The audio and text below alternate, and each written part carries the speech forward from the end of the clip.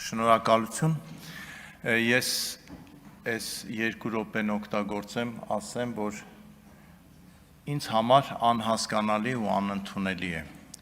ընտրակեղծարարին, ընտրակաշարք բաժանողին թույլ տանք մասնակցի համապետական ընտրություններին եւ ընտրվի падգամավոր։ Լավ, այս մեր աշխատանքի իմաստը որն է։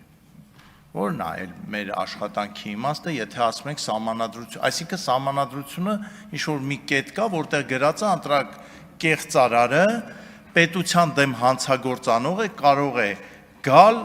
ընտրվել թեկնածու, այսինքն մենք ուրեմն եկեք աշխատենք ուրիշ տեղ, ոչ թե կիսատ որոշումներով։ Մենք այսօր թույլ ենք տվել, որ մի մարդ, որը հայտարարում է, որ ես ուրախ եմ կամ ես ուզում եմ էլի հայ զինվորը ականի վրա պայթի,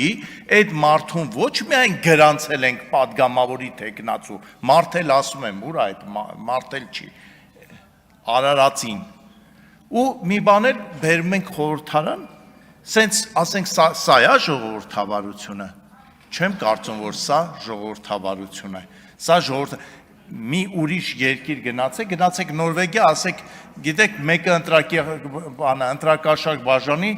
հետո թույլ կտակ ինքը կուսը, դրա համար իմ առաջարկը ես նորից եմ պնդում, որ այն քաղաքական ուժը, որը ընտրակաշարք է բաժանում, նրա համամասնական ցուցակի առաջին 30 կամ 50 համարները զրկվում են ընդհանրապես քաղաքական գործունեությամբ զբաղվելու իրավունքից։ Իրենք ագրեսիվ են։ Երեք օրինակ Facebook-ում հարցակվել էին իմ դեմ, ասում էին